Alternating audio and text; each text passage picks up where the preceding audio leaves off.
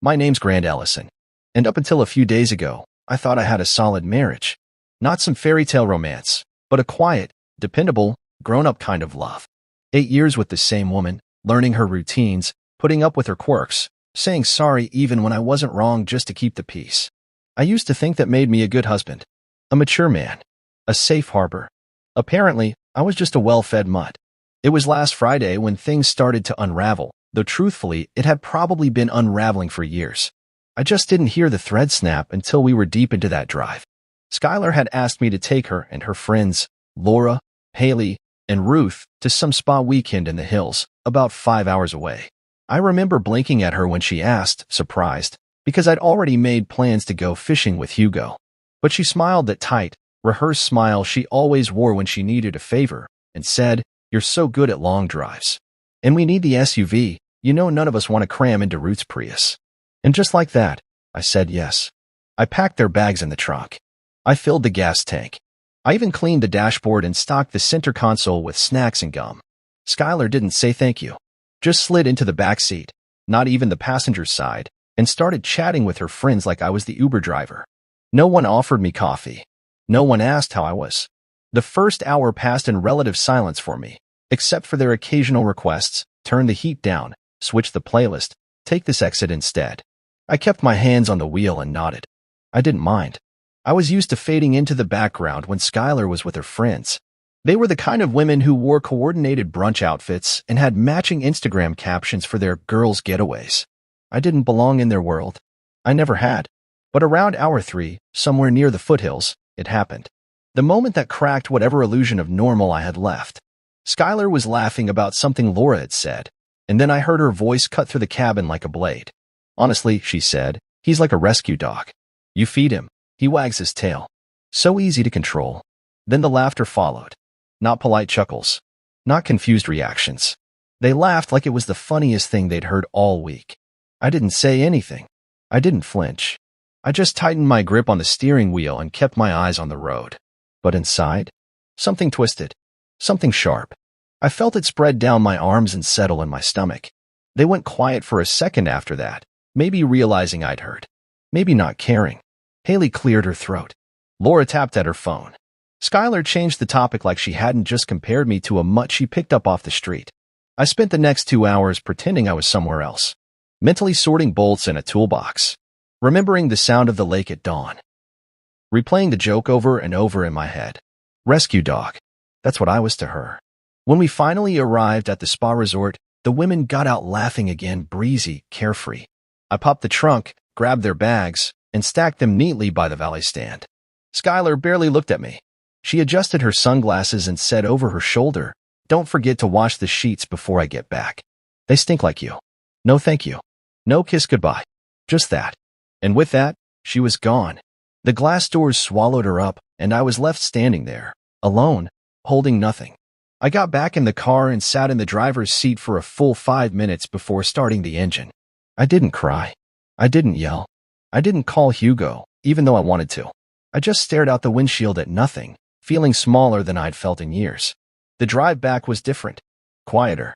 I didn't turn on music, didn't check my phone, just let the road roll out in front of me and let that sentence echo in my head like a song on repeat. You feed him, he wags his tail. I used to think Skylar and I were just coasting, like a lot of married couples after the honeymoon phase wears off. You work, you pay bills, you smile through dinners with in-laws and plan for weekends that never quite happen. I told myself we were just busy, stressed, that maybe one day we'd find our rhythm again. But what if there was no rhythm to find? What if the love I thought we had was just obedience? What if I was never her partner, just her convenience? I don't know when it happened, but somewhere between the 3rd and 4th hour of that drive home, I realized something. I didn't feel heartbroken. I felt humiliated.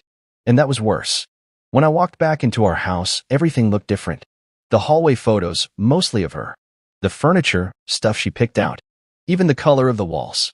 I'd wanted a soft olive green in the living room, but we got charcoal because she said olive looked cheap. I agreed, because I always did. I stood in our kitchen, staring at the fridge covered in her workout schedule and meal plans. Not a single magnet from my childhood fridge. No photo of my parents. No evidence of my life before her. I was 36. I had a mortgage, a degree in architecture, and a decent credit score. But standing in that house, I felt like a guest. A temporary visitor in the life of a woman who saw me as a trained dog she could show off to friends. I made a sandwich. Not because I was hungry, but because I didn't know what else to do with my hands. I stood there chewing in silence, staring at the floor tiles I installed myself last summer while Skylar went wine tasting with Rachel. She didn't even notice when she came back. And then, like a final twist of the knife, I opened her laptop to check for a delivery confirmation. She'd asked me to return a faulty steamer. Her email was open. Her social media was still logged in. I didn't mean to look, but something told me to click. That's when I saw it. The private group chats, the messages, the memes, and everything I thought I knew started to fall apart. But that's a story for another chapter. All I can say is that drive didn't just take Skylar to a spa resort. It took me somewhere else entirely, out of my denial, and straight into the truth. The moment the front door shut behind me, it felt like something inside me stayed outside. Something I couldn't quite name, but I felt the absence of it immediately, like when you lose your keys but don't realize it until you're already late. I dropped the house keys in the bowl by the door and just stood there. The silence wasn't peaceful, it was heavy, full of unspoken things. I could still hear her laugh in my head, echoing off the highway, as if it had attached itself to the lining of my brain. I took off my shoes in the hallway like I always did. Habit. 8 years of it. My back ached from the drive, my throat dry from not saying a single word for nearly 5 hours. I passed the photo wall on my way to the kitchen, our wedding day, her graduation from grad school, a staged Christmas card from 2 years ago where I was photoshopped thinner because she thought it looked cleaner. Not a single candid photo. Not one moment where I looked genuinely happy. I flicked on the kitchen light. The bulbs were still half dim because Skylar liked the warm tone better. The island counter was covered with her supplements, her expensive matcha tins, her monogrammed glass bottle filled with lemon slices and cucumber. I reached for a bottle of water. Lukewarm. And suddenly, the silence started to grate. I grabbed the remote, hit power on the TV in the living room just for some noise. But I didn't sit. I walked around instead, pacing like a man who'd just woken up in someone else's home. The couch? She picked it. The shelves? Filled with her books. The rugs? Persian. Well, faux Persian, but expensive. She'd called my recliner an eyesore, so I gave it to Hugo a year ago and never bought another. That's when the realization started sinking in. This wasn't my home. It was hers. And I was just background. Support staff. The driver. The guy who installed things, paid things, fixed things, but never owned anything that mattered. I walked to the bedroom. Our bed was made, by me, as usual. Her side still had the lavender spray she used every night. My side was bare. No photos. No trinkets. Just my phone charger and an old book she once told me was too depressing. I sat on the edge of the bed and felt the kind of tired that sleep wouldn't fix. It wasn't just about what she said in the car. That sentence, he's like a rescue dog, sure, it hit deep. But it was more than that. It was everything I'd ignored up until now. The small jabs. The dismissive glances. The way her friends looked at me when I'd serve them drinks at the house like I was the hired help. I used to laugh it off. Tell myself she was just joking. That she was tired. That she didn't mean it like that. But the truth? That wasn't love. That was convenience dressed up as commitment. And I was too blind, or maybe too scared, to call it out. After a long shower, I threw on some sweatpants and walked back to the kitchen. I opened the fridge. Not a single thing I liked in there. Everything was low sodium, dairy-free, gluten-free, organic. I made a plain peanut butter sandwich and ate it standing up, still staring at the same tile floor I'd laid down with my own 2 hands. She told me I was so good with my hands back then. Funny how praise always came when she needed something. I wandered into her office to put a package on her desk. Another one of her self-care kits had arrived. Lavender oil, herbal tea, some crystal-infused candle. She'd once told me I was too plain for spiritual stuff. I'd laughed at the time. Now it just sounded cruel. That's when I noticed her laptop. It was open, still on sleep mode. She must have left it that way while ordering things last night. I didn't plan to snoop. I'm not the jealous type. I never even set passwords on my phone. But something drew me in. Some ache in my gut that whispered, look. I moved the mouse. Her Facebook was open. And it wasn't the main feed that caught my eye. It was a private message tab. I didn't click it at first. I stared at the names. All familiar. Her spa friends. Her sister Rachel. A few from work. Then my eyes landed on a message thread labeled Rescue Squad Dog Face with ears of joy. I clicked. It was a group chat. Skylar, Laura, Haley, and Ruth. Dozens of messages. Screenshots. Jokes. None of it was private, just 4 women roasting their husbands like it was their part-time job. Skylar, he actually asked if I needed help packing. So obedient. I should give him a treat. Haley, you should teach a class, girl. Ruth, how to domesticate your man in 30 days or less. Laura, step 1, deny him affection. Step 2, watch him do dishes just to get a smile. I scrolled, hands trembling. My face was hot. My ears burned. There was a screenshot of a text I'd sent Skylar 2 weeks ago. Me. Hey, want me to pick up Ty tonight? I know you had a rough day. She captioned it. Such a good boy. Rolls over on command. The next few screenshots were of me around the house. Fixing the garbage disposal. Trimming the hedge. Folding laundry. One of them had audio. I clicked. It was my voice, humming as I repaired the bathroom sink. Skylar whispered over it. Listen to him. In his little husband habitat. He thinks this is love. Then came the laughter. Hers. Laura's. I couldn't even hear the wrench drop. I only heard my dignity splinter in real time. I sat back in the chair. My hands didn't shake. My breathing didn't change. I just stared at the screen, feeling something dark settle into my chest. Not rage. Not yet. Clarity. I closed the laptop gently, like it was a coffin. That was the moment. The turning point. The line between the man I was and the man I had to become. I didn't sleep that night. I lay on the couch, staring at the ceiling, making mental checklists. Things to protect. Things to move. Things to cancel. People to trust. Skylar had taken 8 years to slowly erase my voice in this marriage. No, I was going to find it again. Not by shouting. Not by begging. But by quietly walking away from the leash. Because I finally understood something. I'm not a rescue dog. I'm a man who's finally done being trained. I never used to be a suspicious man. I didn't check phones. Didn't second-guess my partner's words. I believed in giving trust freely because I thought that's what marriage was built on. But after reading through that group chat, watching those cruel jokes made at my expense like I was a performing clown in some private circus, I knew I had to see it all. It's strange how quickly you become someone else when you're wounded enough. The man I used to be would have walked away, maybe cried in the garage and blamed himself. But the man I became in that moment wanted answers. Not revenge. Not even confrontation. Just truth. Cold, full truth, with all the filters stripped off. That Saturday morning, I poured a cup of coffee, black, no sugar, and sat at the kitchen table with Skylar's laptop. She'd left it behind in her rush to get to the spa, assuming as always that I'd just make myself useful until her return. It was still logged into her email, browser, calendar, and cloud drive. No password prompts. Almost too easy. It started with her emails. Hundreds of them. Most mundane product confirmations, shipping notices, fitness newsletters. But then I noticed a folder labeled Wellness Projects. That alone wouldn't have raised an eyebrow, except I remembered her using that term once when I asked her where $900 went from our joint account. Wellness Projects, she'd said dismissively. You wouldn't get it. I opened the folder. Invoices. Multiple. One for a private therapist who wasn't on our insurance plan. Another for some online relationship coaching course. Not for couples. For her alone. The tagline made my jaw tighten. Learn to reclaim your power and reshape your partner without saying a word. There were also PDF notes from the coaching program. I skimmed them. One line stood out in bold. Reward only when behavior aligns with your expectations. Otherwise, create distance. Eventually, they'll adjust. It was like reading a manual on how to train a pet. I backed out of the folder, stomach churning. I opened her cloud gallery next. At first, it was just selfies. Gym poses.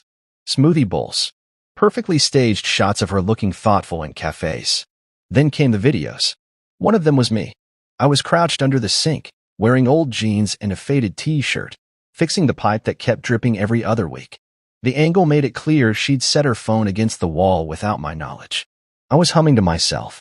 Skylar's voice whispered in the background. Every time I act cold, he does a chore. Pavlov's husband.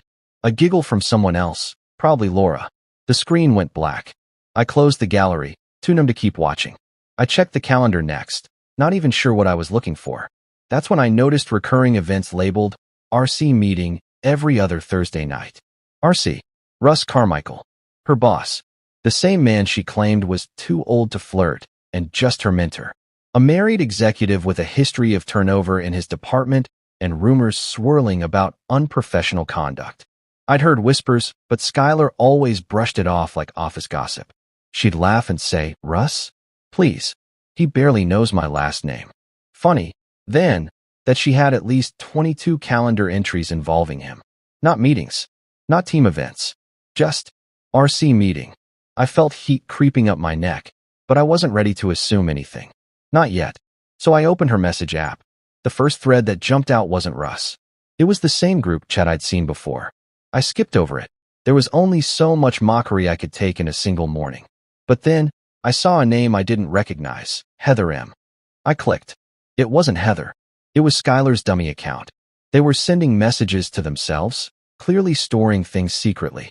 Screenshots, notes, thoughts she didn't want others to see. I scrolled, and my heart sank. There were chat logs with Laura about timing things right. One message from Skylar read, "Russ said once I'm free, he'll make it official. Promotion first, then paperwork."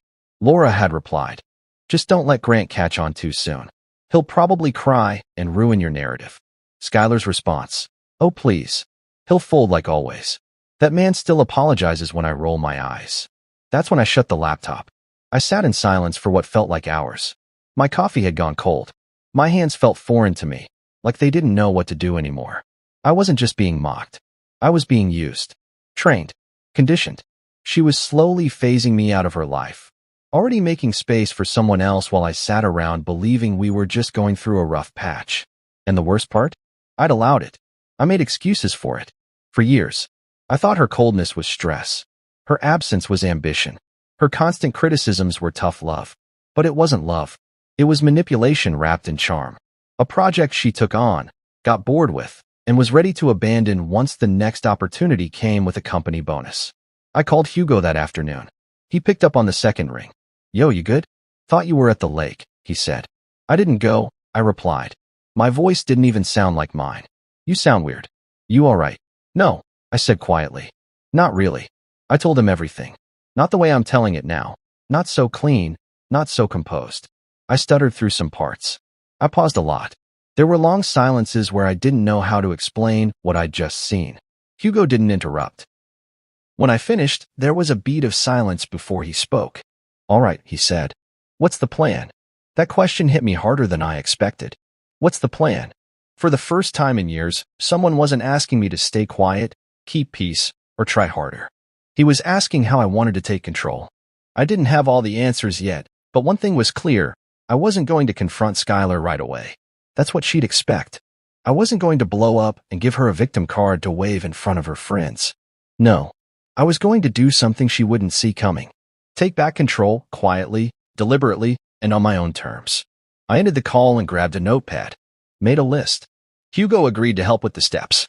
Finances. Locks. My own space. Emotional distance.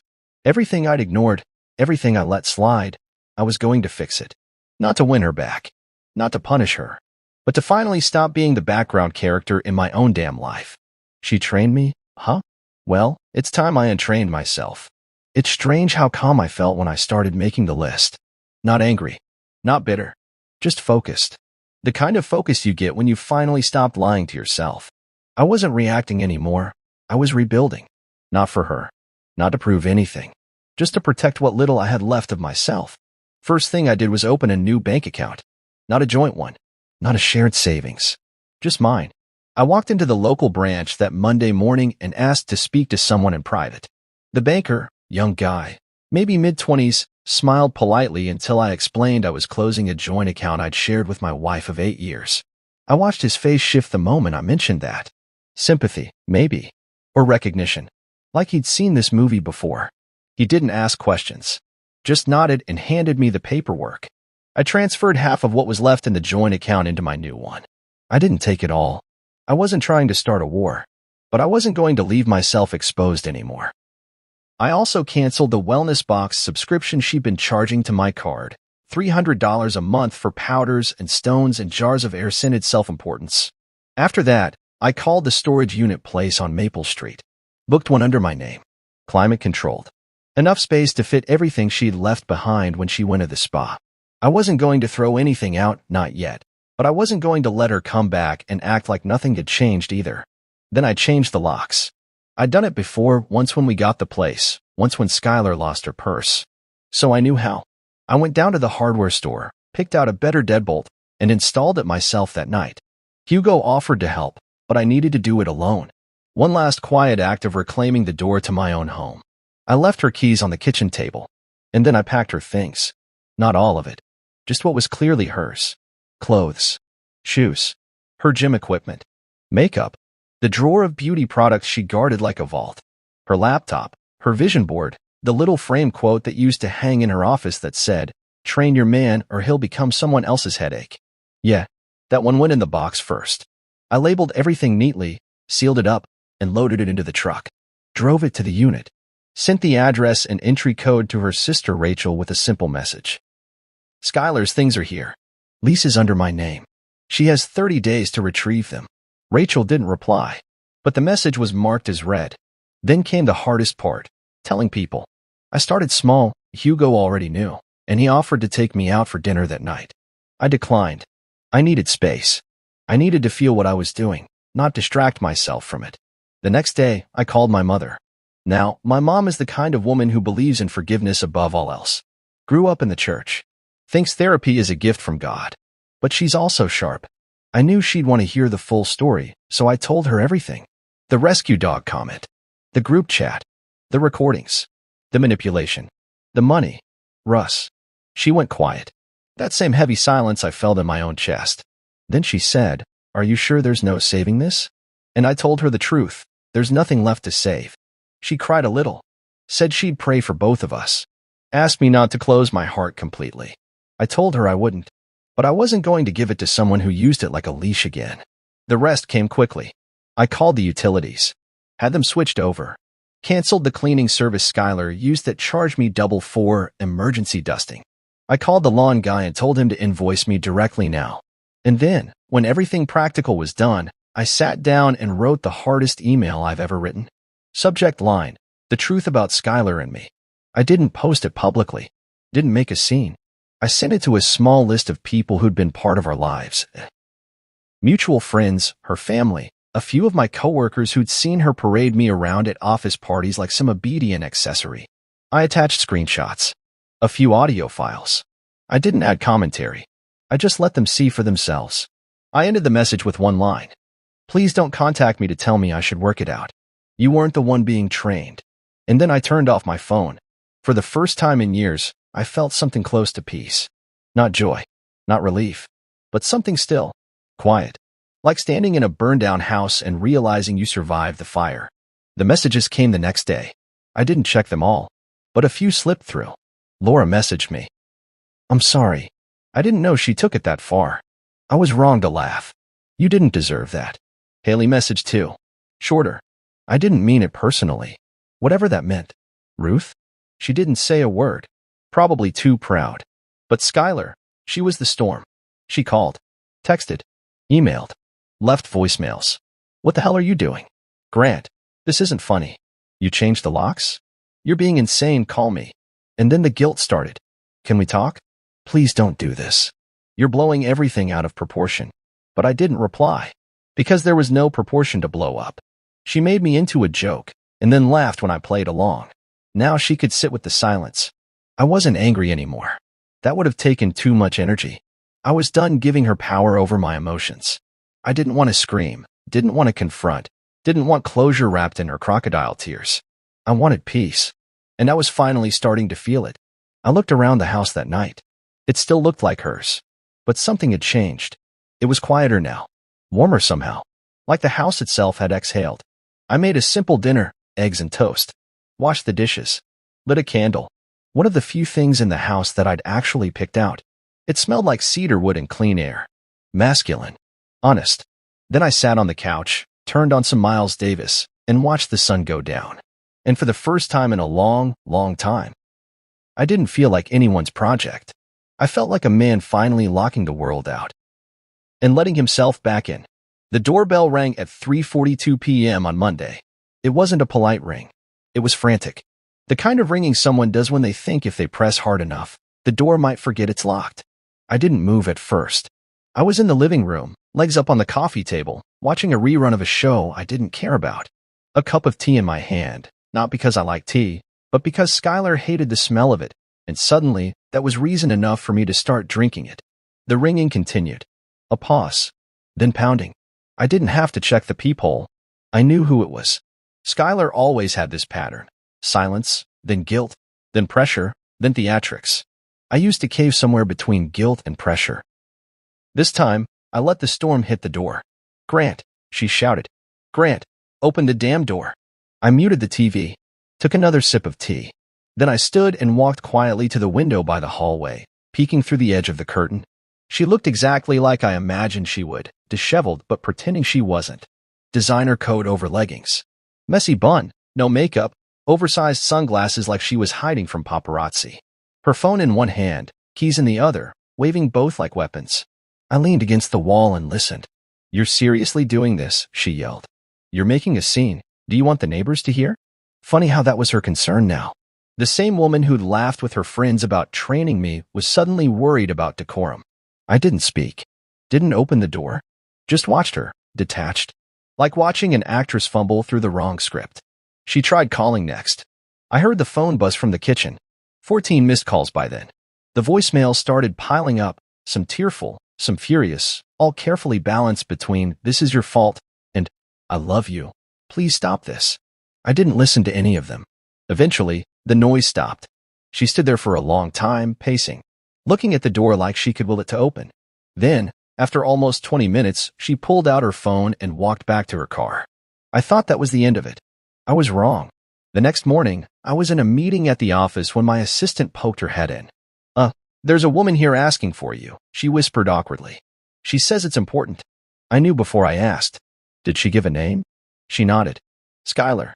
I told her you were in a meeting. She's in the lobby." I took a deep breath, stood, buttoned my jacket, and walked out like I was heading to battle. She was there, in the middle of the lobby, eyes wide and glossy like a soap opera heroine. She didn't even wait for me to speak. "Why are you doing this to me?" she asked, her voice trembling just enough to sound sincere.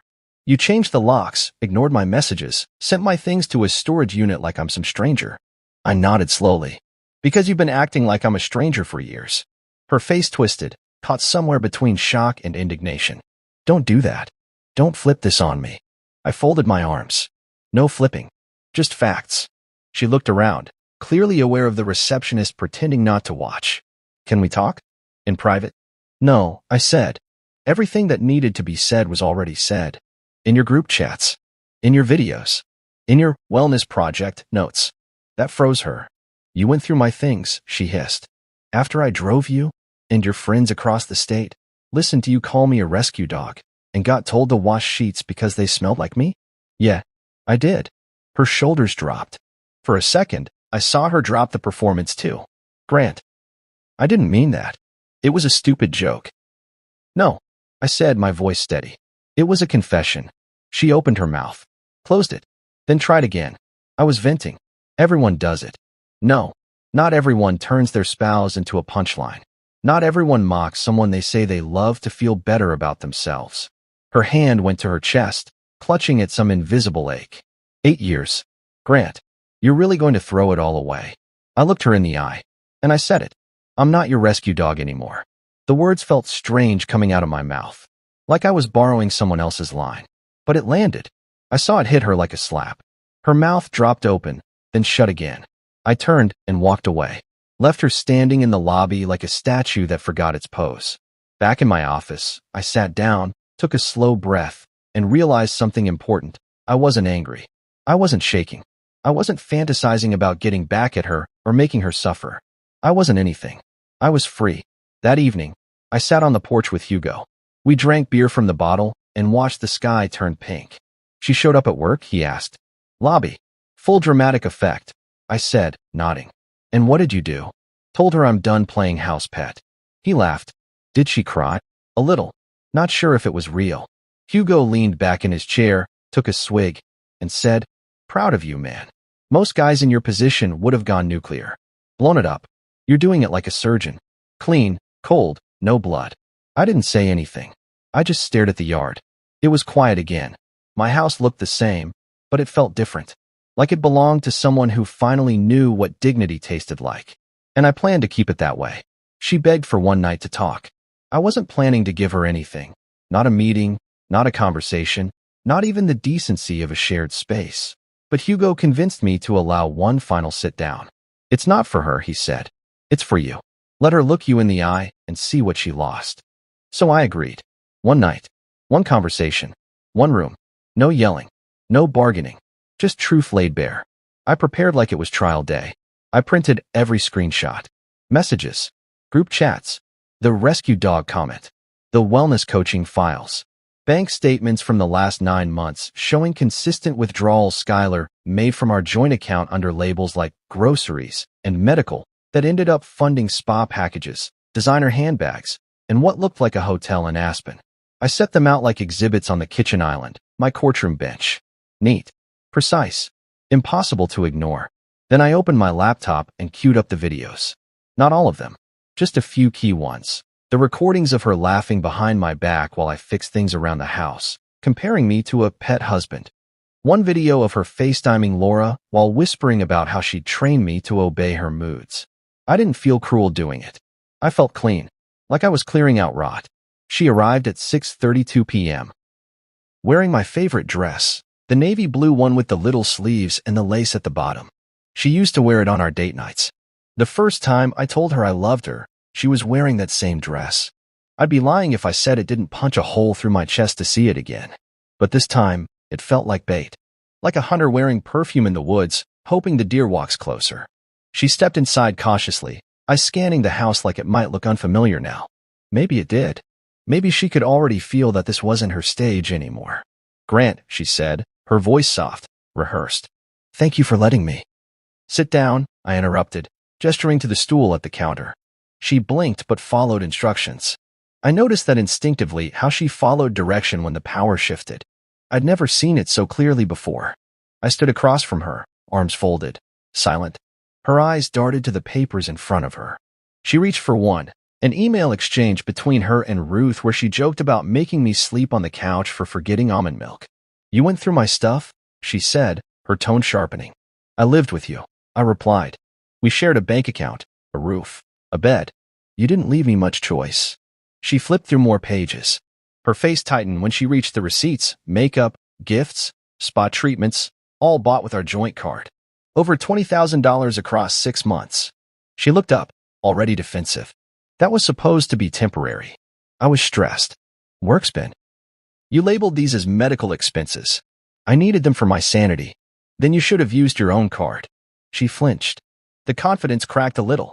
I leaned forward and tapped the next stack of printouts, screenshots of her group chat with Laura, Haley, and Ruth. All the jokes. All the mockery. My name reduced to emojis and punchlines. My efforts turned into comedy. She didn't speak. Just sat there, jaw clenched. I want you to read them, I said, out loud. She looked horrified. What? If you're proud of what you said, read it out loud. Right here. Right now. Just to me. No audience. She glanced down at the paper in front of her. I watched her lips twitch. Honestly, he's like a rescue dog. You feed him, he wags his tail. So easy to control. The sentence came out barely above a whisper. You laughed when you wrote that, I said. You laughed in a car full of women I drove across the state. You all laughed. I was venting, she muttered. You don't understand how hard it is being with someone who just gives up their whole personality to please you. I raised my eyebrows. You mean being with someone who listens? Shows up? Fixes what breaks? Buys groceries? Covers rent? She crossed her arms. You made everything about responsibility. You were boring, Grant. Predictable.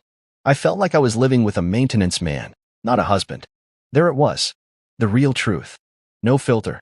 I didn't even flinch. And yet you had no problem using me for convenience. Don't twist it, she said quickly. I never wanted things to go this far. I just needed space. Russ understood that. Ah, there it was. I tilted my head. Russ, you're not denying it then. She hesitated for half a second. That was all I needed. I saw the calendar, the messages, the RC meetings.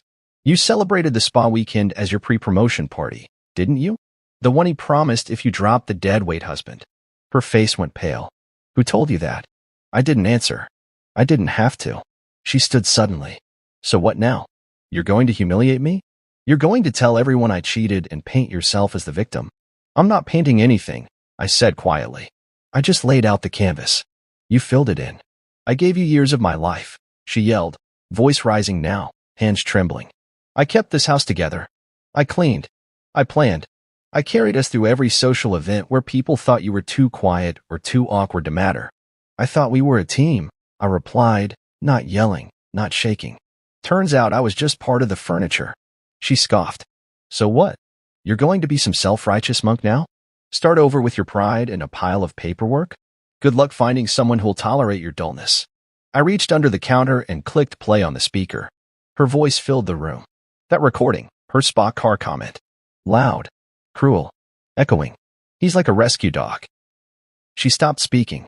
I paused the audio. The silence that followed wasn't awkward, it was righteous. I'm not dull, I said. I'm dependable. And dependable doesn't mean disposable. Skylar said nothing. Her lips were quivering, but no tears came. Just rage. She wanted control back and didn't know how to get it. Her manipulation tricks weren't working. Her beauty wasn't landing. Her lies were collapsing on impact. So she did the only thing left. She blamed. You're blowing up our entire life over a few stupid jokes and a man who doesn't mean anything to me. I shook my head slowly. No. I'm walking away from a woman who never saw me as her equal. She opened her mouth again, but I was done. Take your things, I said. Leave the dress. It belongs to a version of you I used to love. And then I walked out of the room, not even checking if she followed. Because I didn't need to. She already knew the verdict. And this time, I was the one handing down the sentence. I didn't expect anyone else to show up that night. After Skylar stormed out, face red, heels stabbing the floor like accusations, I thought that was it. That the chapter was closed. I'd drawn the line. She crossed it. Now we were just strangers with paperwork left between us. I was still in the kitchen, cleaning up the mess from the storm she left behind, paper sheets shoved off the counter, her untouched tea, a crumpled tissue she left behind like an afterthought, when the doorbell rang again. I frowned. I wasn't expecting anyone. My first thought was that she came back. Maybe forgot something. Maybe thought she had one last card to play. I didn't answer right away. I walked to the door slowly, cautiously. This time, I checked the peephole. It wasn't Skylar. It was Laura. That stopped me cold. She stood on the porch in a black coat, her hair pulled back in a ponytail. No makeup, no wine glass in hand, no mocking laughter curled on her lips. Just her, holding a manila envelope, shifting her weight from one foot to the other like she was nervous. I opened the door just a crack. Laura, she nodded. Hey, I know I shouldn't be here. I'll only take a second. Can I come in? I hesitated. This was one of the same women who sat in my car laughing about how easy I was to control. One of Skylar's three-ring circus enablers. The same friend who'd clapped along to Skylar's stories like they were open-mic comedy shows at my expense. But something in her eyes was different. So I opened the door and stepped aside. She walked in, glanced around like she half expected Skylar to appear from the hallway. She's not here, I said. We had our talk. Ended about 20 minutes ago. Laura let out a breath. Good. Then maybe you'll listen to what I have to say before throwing me out. I folded my arms. You've got 2 minutes. She held up the envelope. I came to give you this. I should have given it to you a long time ago. But I was scared. Scared of losing her, of being caught in the middle, of burning every bridge. But after what I saw tonight, after how she treated you, I realized I don't want to be part of her cover anymore. I looked at the envelope, then back at her. What is it? Proof, she said, of everything you already suspected and a few things you didn't. I took it and opened it slowly. Inside were printed screenshots, text threads, photo stills, copies of emails. I didn't even need to scan through them. It started 6 months ago, with Russ Carmichael. You probably figured that out already. She used to joke that if she played her cards right, she'd finally get the promotion and get out of this marriage in one move. I said nothing, just kept turning pages. Photos of Skylar and Russ at a hotel bar, more of them at a resort. A selfie of them in a bathrobe mirror, his hand clearly on her waist. Text between them planning Friday escapes. Code names like wellness meeting and vision alignment. Laura continued. The spa weekend wasn't just a spa trip. It was a celebration. Russ told her he'd fast-track her into a senior position after she filed for divorce. They were finalizing everything that weekend. Benefits, salary package, all of it. I looked up, and you knew. Her face fell. I didn't know everything. Not at first. I laughed at the jokes, yeah. I enabled it. But I thought it was just Skylar venting. Like we all do. I didn't know she was planning to leave you behind like trash at the curb. I let the silence stretch. She waited for me to scream, or tell her to leave. But I didn't. I just stood there, watching the truth lay itself bare like kindling before a match. I confronted her last week, Laura said quietly. Told her she was being cruel. That you didn't deserve to be publicly humiliated for the sake of her ego. What did she say? She laughed, Laura replied. Said I was being dramatic. That I didn't understand how boring it was to be married to someone who actually cared. She said, her voice cracked, and she swallowed. She said, let him cry. It'll make the divorce easier. The court's like sensitive guys. He can have the house. I'll have my life back. I sat down. Not because I was weak, but because the weight of it finally settled in. She didn't just fall out of love. She weaponized it. She crafted an exit strategy with precision. And she didn't care who got burned in the process. Laura took a few steps back. I know I don't deserve forgiveness. I didn't want you to keep thinking you were crazy. Or weak. You were neither. You were used. I looked at her. For the first time, I saw not Skylar's echo, but a woman who had clearly been scorched by proximity to someone toxic. Her eyes were tired. Her hands were trembling. What changed? I asked. Tonight, she said. Seeing her scream like that, call you names, spin the story into you being unstable, I couldn't keep quiet. I won't be part of her fiction anymore. I nodded slowly. Thank you, I said. Not for siding with me, but for telling the truth. She turned to go. Paused at the door. She's going to come for you hard now, Laura said. When she realizes she lost control, she's going to try to spin it. She already did, I replied. She cried in the lobby at my office. Told my assistant I was emotionally abusive. Classic projection. Laura let out a dry laugh. That sounds like her. She opened the door, then looked back one last time. For what it's worth. I hope you find someone who sees you as a man, not a project. With that, she left. And the house fell silent again. I sat there with the evidence spread out in front of me like puzzle pieces. But for the first time, I didn't feel broken. I didn't feel defeated. I felt something else. Clarity. I knew who I was. I knew what she did. And now, so would everyone else. I picked up my phone. Opened a new email. Attached the documents. Typed just one sentence. The version you've heard is incomplete. Then I hit send. To her parents. Her sister. Her friends. My lawyer. Her workplace. She betrayed me. But now, her lies were about to collapse under the weight of her own mask. And I didn't have to lift a single finger. The truth was already loud enough. The next time she reached out, her tone had changed. No more voicemails that wobbled between fury and guilt. No more texts full of sarcasm or vague threats. This time, it was a polite email, too polite. Subject line, can we settle this privately? A body full of soft, strategic language. I think we both made mistakes. I don't want this to turn into a war. Let's talk. Just us. No lawyers yet. We can be adults. I stared at the screen, rereading that phrase, just us. The same woman who paraded my humiliation like a prize now wanted to play house one more time, just until she could grab what she needed and slip out clean. I didn't respond. 3 hours later, another email came in. This one angrier. Less polished. If you're trying to punish me, it won't work. I'm not scared of you. I just want to move forward. I didn't respond to that one either. Then came the offer. I'll sign whatever you want. Just unlock the accounts. There it was. The panic. The unraveling. The moment when someone who thought they held all the cards suddenly realizes the table's been flipped, and they're the only one still sitting. I talked to my lawyer the next morning. Her name was Delia Marston. Calm, sharp, and absolutely ruthless in a way that made me want to take notes. She didn't ask me if I wanted to be vindictive. She asked me what I needed to feel free. Do you want the house? She asked. I shrugged. Honestly, I'm not even sure I want the curtains. I just want a clean cut. No strings. No chances to twist this into a reconciliation attempt. Delia smiled. You're the ideal client. Clear-headed and done. She drew up the paperwork by the end of the week. When Skylar found out I had retained legal counsel, she called me 17 times in 1 hour. I let every call go to voicemail. By the 18th, I was getting messages from her sister Rachel, her coworker Angela, even her old Pilates instructor, each one carrying the same passive-aggressive tone of "can't you just talk it out? Or maybe you're being too extreme." Then came the tantrum. It started with a text, "You want to play hardball? Fine.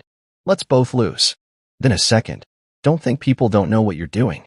You're trying to make me look crazy." Then the final one, 8 years. Does that mean nothing to you? That was the one that stopped me. Not because it worked, but because for a second, I remembered all the little good moments, the walks, the quiet dinners, the inside jokes that felt like secrets only we could share. But then I remembered what I'd heard, what I'd seen, what I'd become in her eyes. And the part of me that used to ache for her finally stopped aching. That night, I agreed to one final meeting, but only in the presence of Delia. We met in her downtown office. Clean white walls, floor-to-ceiling windows that made the space feel like truth had nowhere to hide. Skylar arrived wearing her courtroom face, lip gloss sharp, hair pinned, eyes rehearsed. She didn't acknowledge Delia, barely looked at me, just took her seat and crossed her legs. "Let's be reasonable," she began. "We both know dragging this out helps no one." Delia opened her file. "My client is already being reasonable. He's offering a no-contest divorce. No alimony. No media. You keep your car. He keeps the house." Skylar blinked. "What about the savings account?" Delia slid a document across the table. "Already frozen. Any movement now would be considered contempt." That was when the cracks showed. Skylar's lips parted. "Wait, you froze it?" Delia looked over her glasses. "Correct. The evidence your husband has of misappropriation of funds was sufficient." Skylar turned to me like she forgot we weren't alone. "You froze our account?" I met her stare without blinking. "You drained it first. I just stopped the bleeding." She leaned back. "You really want to do this? In front of strangers? You want to make this public?" "No," I said calmly. "That's why I'm here with my lawyer. Because the last time I trusted you behind closed doors, I became a punchline in your group chat." Delia slid the second folder forward. "These are the non-negotiables. You sign today, we both walk. No smear campaign. No public fallout. But you attempt to manipulate or defame Mr. Ellison again, and we release the full file. All of it. Every video. Every screenshot." Skylar stared at the folder. Her hand trembled. Then she slapped it off the table. The papers scattered like white feathers across the floor. Her voice rose. "You think you're noble? You think you're some kind of martyr? You're pathetic, Grant. You always were. You let me walk all over you, and now you want to meddle because you finally grew a spine." Delia didn't flinch. She picked up the pages, stacked them slowly, and said with a sigh, "I'm adding a restraining order clause." Skylar stood abruptly. Her final words, spoken with venom, weren't even shouted. They were whispered, like a curse. "You were the easiest mistake I ever made." I stood, buttoned my coat, and replied, "And you were the last one I'll ever let repeat itself." As she stormed out, Delia leaned toward me and said, "Congratulations." "For what?" I asked. "For surviving her long enough to escape." We finalized the documents that Friday. Delia filed everything with the court, and I went home to a house that now echoed with absence, but not the kind that hurts. The kind that clears space. Space to breathe. Space to think. Space to heal. I didn't celebrate. No drinks. No parties. Just silence. A silence I chose. One that didn't mock me, didn't talk over me, didn't make me beg for affection like a dog sitting by a door. I took a walk that evening past the lake, through the trail Skylar never liked. I watched the water reflect the gold streaks of sunset and thought about all the parts of me I'd silenced for years. The things I liked but gave up. The opinions I swallowed. The man I used to be. No more games. No more bending so someone else could feel tall. No more rescuing people who don't want to be saved, just worshipped. And for the first time in 8 years, I didn't feel like I had to explain myself to anyone. I moved out a week later. Not because I was forced to. Technically, I had every right to stay in the house. But I didn't want to live among ghosts. Every room held an echo of the version of myself I'd been trained to become. The agreeable man. The fixer. The apologizer. I needed new walls. New space. A life where the air didn't carry the scent of her perfume or the chill of her silence. Hugo had a guest room. Barely furnished, half used for storage, but it might as well have been a palace to me. The mattress was lumpy, the window blinds didn't close properly, and I had to share a bathroom with his cat that hated everyone but him. Still, it was the most peaceful sleep I'd had in months. "I'll only stay a few weeks," I told him when I moved in. Stay as long as you need, he replied. As long as you do one thing. What's that? He grinned. Start living for you again. That sounded simple. But when you spent 8 years shaping yourself around another person's wants, figuring out what you like feels like learning to walk with new legs. The first thing I did was clear the rest of our joint accounts. Not because I was being petty, but because Skylar was still trying to tap into them using leftover apps and linked cards. Delia handled the legal stuff, freezing what was necessary and securing everything in my name. I wasn't rich, but for once, I wasn't bleeding either. She kept spreading rumors. The first one came from Rachel, Skylar's sister, who messaged me out of the blue with a vague, backhanded attempt at reconciliation. I know things got messy, she wrote, but Skylar's telling people you were emotionally unstable, that you isolated her, that you were jealous of her success. I stared at the message for a long time. Jealous? I paid the bills. I covered her debt. I stayed home while she traveled with coworkers. I clapped through her wins even when I was breaking quietly in the background. If anything, I'd been her shadow. And now she wanted to paint that as control. But I didn't argue. I didn't reply. I just blocked the number. Hugo called it emotional detox. I called it peace. It was a strange thing, letting people believe whatever they wanted, while you quietly outgrew their versions of you. A few days later, something unexpected happened. Skylar's dad called me. We hadn't spoken in over a year. He was a cold man, old school, suit anti even on weekends. The kind of guy who believed success made you morally superior. I braced myself for a lecture. But his voice on the other end wasn't angry. It was quiet. Grant, he said, after a pause. I wanted to say, I'm sorry. That knocked the wind out of me. He went on. I didn't know how bad it had gotten. Skylar told us bits and pieces, but after seeing what you sent, the screenshots, the videos, it was clear. You didn't deserve that. I didn't say anything. I didn't trust myself to. She's been like this since college, he said. Manipulative. We enabled it. We covered for it. And she learned that she could rewrite the story if she just said it loud enough. She's still trying, I murmured. I know. But people are starting to see through it. He sighed. You were the only man who actually loved her for who she was. And she broke you on purpose. There was another silence between us, longer this time. Take care of yourself, Grant. And if you ever need anything, don't be a stranger. I hung up and just sat on the bed for a while. Not crying. Not smiling. Just breathing. For the first time in years, I felt like someone had truly seen me. Not as a tool. Not as a husband accessory. Not as someone to laugh at or fix or control. But as a man who did his best and deserved better. The rest of the week passed in quiet steps. I made a list of everything I wanted to do, things I had shelved for years. I signed up for a woodworking class at the community center.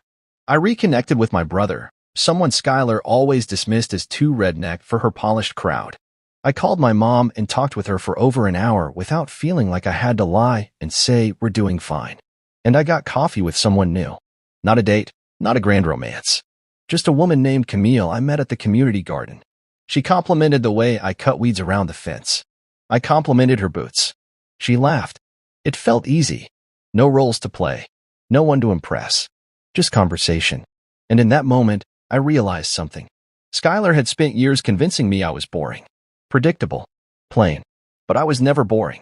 I was steady. Loyal. Consistent. I gave love without measuring it. I stayed when it would have been easier to walk. I chose peace over pride more times than I could count. And now? Now I was finally choosing myself. The divorce wasn't finalized yet. Delia said it would take a few more weeks.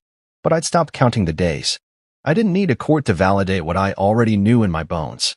That chapter was closed. What remained were the pages I hadn't written yet. The next morning, I woke early. Made real breakfast. No protein powders. No meal plans. Just eggs, bacon, and toast, burnt slightly on the edges, the way I like it.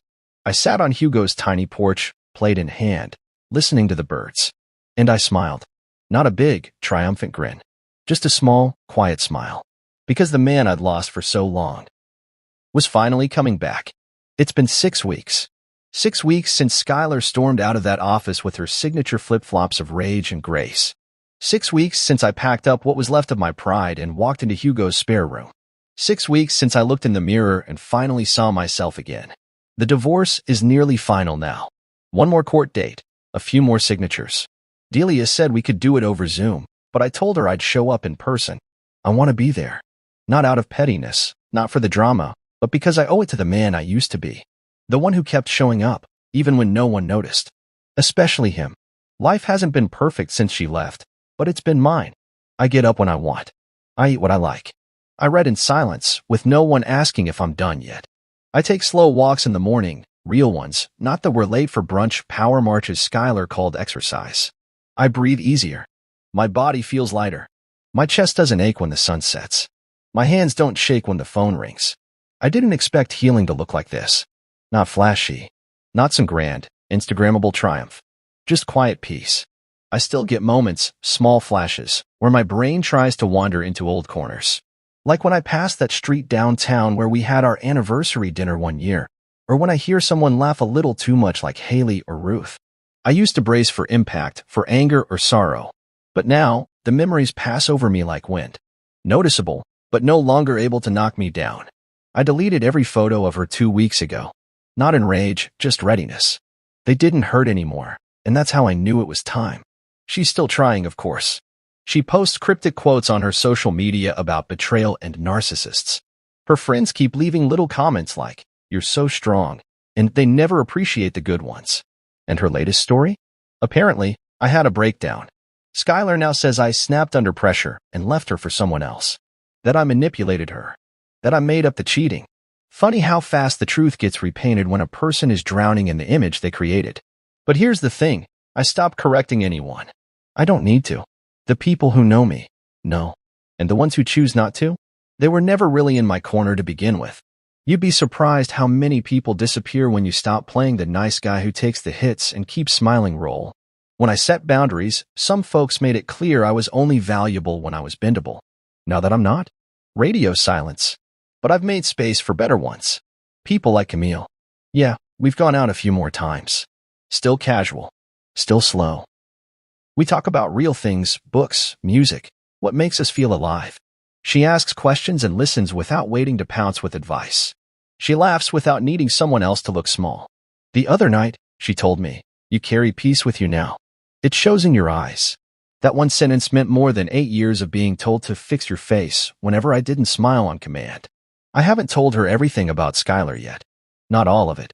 Not because I'm hiding anything, but because I want the next chapter of my life to be about me, not the woman who mistook my love for weakness. The last loose end was the house. I went back once, with Delia, just to walk through before the final papers were filed. Skylar had moved out by then. The place was empty, echoing. My footprints felt loud against the hardwood. The walls were still painted in her chosen colors. The scent of vanilla candles still clung to the air like an echo. I stood in the kitchen, the same place I used to make dinner while she scrolled through her phone, and I realized. I didn't feel sad. I didn't feel angry. I just felt done. Delia turned to me and said, "Want to keep it or sell it?" I said, "Let's sell it. Because I don't want a house that feels like a museum for a man I no longer am. I want new light, new windows, new air." That afternoon, Hugo met me for lunch. He clinked his beer against my glass and said, "So, you've officially ghosted your past life. What now?" I smiled. "Now I build one that actually fits." "Big plans?" "None," I said. "Just honest ones."